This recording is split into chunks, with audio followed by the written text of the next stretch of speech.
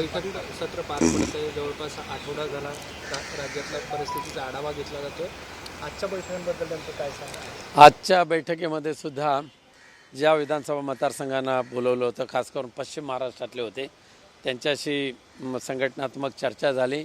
निवडणुकीच्या अनुषंगाने सुद्धा त्यांच्याबरोबर चर्चा झालेली आहे. आणि एक दिसून आलेलं आहे की प्रत्येक विधानसभा मतदारसंघातील पदाधिकारी हा एक अत्यंत उत्साही आणि आनंदी मनाने या बैठकीमध्ये येत असतो आणि संघटनात्मक बाजू मांडतो आणि निवडणुकीच्या यशाबद्दल खात्री देत असतो. ही एक आनंदाची अशी गोष्ट आहे. काही मुंबईचे मतदारसंघ जे राहिलेले आहेत हे साधारण 6 तारीखपासून पुढे घेतले जातील. दुसरीकडे एकनाथ शिंदे यांची भेट घेतली आहे नारायण राणे यांनी आणि या भेटीमध्ये निलेश राणे यांना कुडाळ मतदारसंघातून तिकीट मिळावं या संदर्भात चर्चा झाल्याची माहिती मिळते. याचा अर्थ भाजपने त्यांच्या ढुंगणावर लात मारलीच आहे. त्यामुळे सगळ्या पक्षाचा प्रवास करणं हा नारायण राणेंसारख्या बेईमान आणि गद्दार माणसाचं ते धर्म होऊन बसलेलं आहे. पण कोणी तिथे उमेदवार कुडाळ विधानसभा मतदारसंघामध्ये उभं राहावं. शिवसेना उद्धव बाळासाहेब ठाकरे आणि महाविकास आघाडीचे उमेदवार वैभव नाईक 1001% निवडून येणार म्हणजे येणार. पण याच्या आधी कोकण म्हणजेच शिवसेना हे जे गणित होतं त्यानंतर लोकसभेमध्ये नारायण राणे यांना तिकीट मिळालं, ते जिंकून आले आणि आता पुन्हा एकदा भाजपच तिकीट मागताना बघायला मिळते. ते नाही, ज्या ठिकाणी त्यांना शिंदे गटाचे उमेदवार उभे करायचे ते करावेत, भाजपचे उमेदवार उभे करायचे करावेत. लोकसभेमध्ये ज्या गैर पद्धतीने ती लोकसभेची निवडणूक लढवली आणि जिंकली तो प्रकार विधानसभेला होणारच नाही. आता कोकणातले मतदार सावध झालेले आहेत. या बदमाश लोकांपासून कोकणला सावरायचं असेल, ज्यांनी छत्रपती शिवाजी महाराजांच्या पुतळ्याशी सुद्धा बेईमानी केली, त्या पुतळ्याच्या माध्यमातून सुद्धा करोड रुपये लाटलेले आहेत, अशा या शिवरायांच्या गद्दार माणसांना मात्र भविष्यामध्ये कोकणामध्ये थारा द्यायचा नाही हे आता कोकणवासियांनी निश्चित केलेलं आहे. निलेश राणे खासदारकीला पण एकदा उभे राहिले होते, तेव्हा पडले होते. त्यांनी मध्यंतरी मी राजकारणातून बाजूला होतोय असा देखील निर्णय घेतला होता आणि आता स्वतः त्यांचे वडील मुख्यमंत्र्यांकडे जात आहेत कुडाळ विधानसभा मागण्यासाठी. नाही, याकडे निलेश राणेंना लोकसभेला 2दा आपटी खावी लागलेली आहे. आता पुन्हा एकदा आपटी खालेल्या आपल्या मुलाला 3ऱ्या वेळेला आपटायचं प्रयत्न नारायण राणे करत असेल तर त्यांना त्याच्यासाठी शुभेच्छा. आचारसंहिता लागू होण्यासाठी अवघे काही दिवस उरले आहेत आणि आता मुख्यमंत्री एक म्हणजे शुभारंभाचे कार्यक्रम करताना बघायला मिळत आहेत. धडाका जो आहे तो बघायला मिळतो आहे. कसं बघताय? हां, जेवढं काही निवडणुकीच्या अगोदर ओढता येईल खोऱ्यानी फावड्यानी खेचता येईल निधी, तेवढा हा प्रयत्न चाललेला आहे. आज राज्याची तिजोरीमध्ये ठणठणाट झालेलं आहे, सगळंच बोलत आहेत.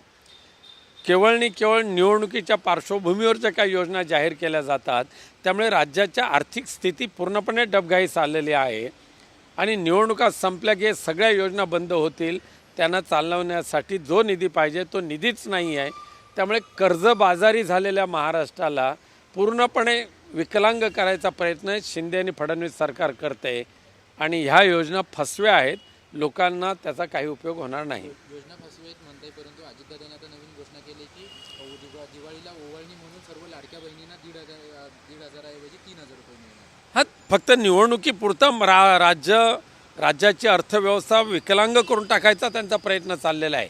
लाडक्या बहिणींना आधार देण्याची आवश्यकता आहे, पण लाडक्या बहिणींच्या संरक्षणाचं काय, हा विषयसुद्धा तेवढाच महत्त्वाचा आहे. आज दररोज विद्यार्थिनींवर अन्याय होतात, महिलांवर अत्याचार होतात. त्यांच्या संरक्षणासाठी शक्ती कायदा करा असं भगिनींचं म्हणणं आहे, तिकडे दुर्लक्ष केलं जातं. आणि निवडणुकीचा फंडा म्हणून लाडक्या बहिणीचा सुरू केलेला हा एक धंदा आहे, तो काही महिन्यापुरता आहे, तो कायमस्वरूपी राहणार नाही.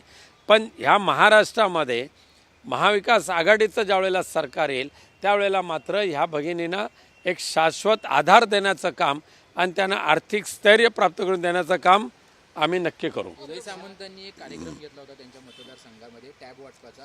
त्यांनी टॅब वाटले आणि ते म्हटलेत मतदारांना म्हटले की आता मी टॅब वाटतोय पण येत्या पुढच्या महिन्यामध्ये मला तुम्हाला आशीर्वाद म्हणून मतं द्या आणि हात जोडून त्यांनी मतदारांना विनंती केली. उदय सामंतांचा सुद्धा लोकसभेमध्ये म्हणजे गाशा गुंडाळावं लागलंच आहे त्यांना. आमची युती आघाडी आहे, अजूनही पुढे आघाडी घेणारच आहोत. त्यामुळे जे काय वाटायचं तेवढं वाटा, मतदारांनी ठरवलंय कोणाला वाटाण्याच्या अक्षता लावायच्या. भैया सामंत पण इच्छुक आहेत म्हणतात त्यांचे. हा अजून ते काय कानावर नाही आलेलं आहे माझ्या. लोकसभेला महाविकास आघाडीची जागा वाटप किंवा उमेदवार निश्चिती खूप आधी झाली होती. यावेळेस महाविकास आघाडीच्या बैठका पार पडतात, तुमच्या बैठका पार पडतात, कधीपर्यंत निश्चिती होईल आणि यादी कधी? विधानसभेला 288 जागा आहेत, त्यामुळे साहजिकच आहे चर्चा करणं, जागा वाटपावर मार्ग काढणं थोडं लेंदी प्रोसिजर आहे ती. तर त्यामुळे पण आमचे महाविकास आघाडीचे सगळे नेते बसून त्याच्यावर मार्ग काढतायत. सर, अमित शहा मुंबईवर आले होते आणि त्यांनी असं सांगितलं की साम दाम दंडभेद काही करा पण भाजपची सत्ता आली पाहिजे, खास करून 2029 मध्ये भाजप सिंगल हँडेड आलं पाहिजे असं त्यांनी म्हटलं. म्हणजेच अमित शहानी एकनाथ शिंदे आणि अजित पवारांना त्यांची त्या जागा दाखवून दिलेली आहे. त्यामुळे वापरा आणि फेकून द्या हा जो काय त्यांचा नीतीचा आजपर्यंतची नीती आहे ती दाखवून दिलेली आहे अमित शहानी. आणि ह्या निवडणुकीमध्ये सुद्धा सामदाम दंडभेद म्हणजे तुम्ही अधिकाराचा दुरुपयोग करणार आहात. अमित शहांच्या वाक्याची दखल निवडणूक आयोगाने घ्यावी अशी आमची इच्छा आहे.